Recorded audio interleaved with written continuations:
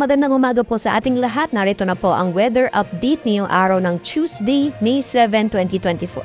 Sa kasalukuyan po ay wala pa rin tayong binabantayan na low pressure area o bagyo sa loob at labas ng ating Philippine Area of Responsibility.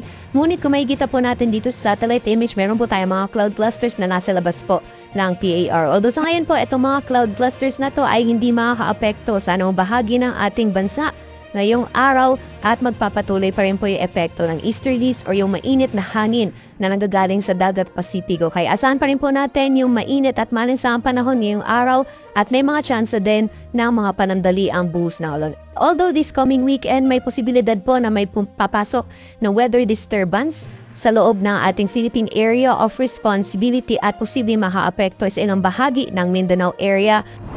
Dapat po tayo sa magiging lagay ng panahon ngayong araw dito sa Luzon ay magpapatuloy pa rin yung mainit at maalinsangang panahon. May mga tsansa naman na mga panandali ang buhos ng ulan, usually sa hapon po yan o sa gabi. Asahan din po natin magpapatuloy pa rin yung matataas na mga maximum temperatures, lalong-lalo na dito sa Tugigaraw na posibleng umabot ng 39 degrees Celsius maximum temperatures at 36 degrees Celsius naman para sa Metro Manila. Agwat naman ang temperatura para sa Lawag maglalaro mula 26 to 34 degrees Celsius, 18 to 27 para sa Baguio City. Sa Tagaytay naman ay maglalaro mula 24 to 32 degrees Celsius at 25 to 33 degrees Celsius naman para sa Legazpi City.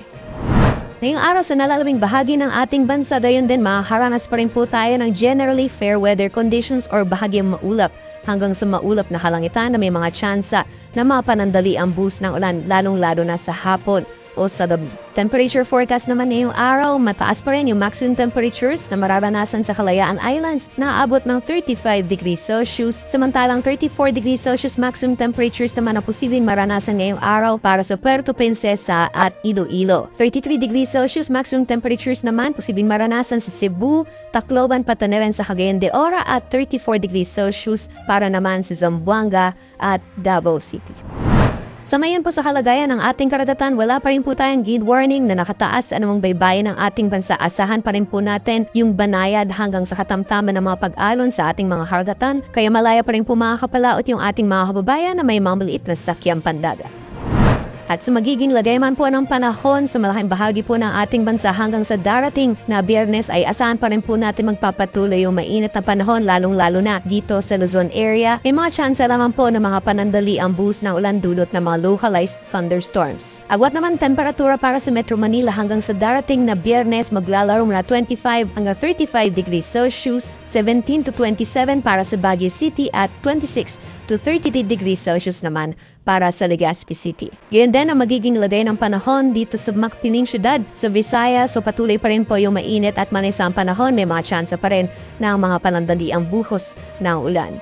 For Metro Cebu temperatures, hanggang sa darating na Biyernes maglalaro mula 27 to 33 degrees Celsius, 27 to 34 naman para sa Iloilo at 26 to 33 degrees Celsius naman para sa Tacloban.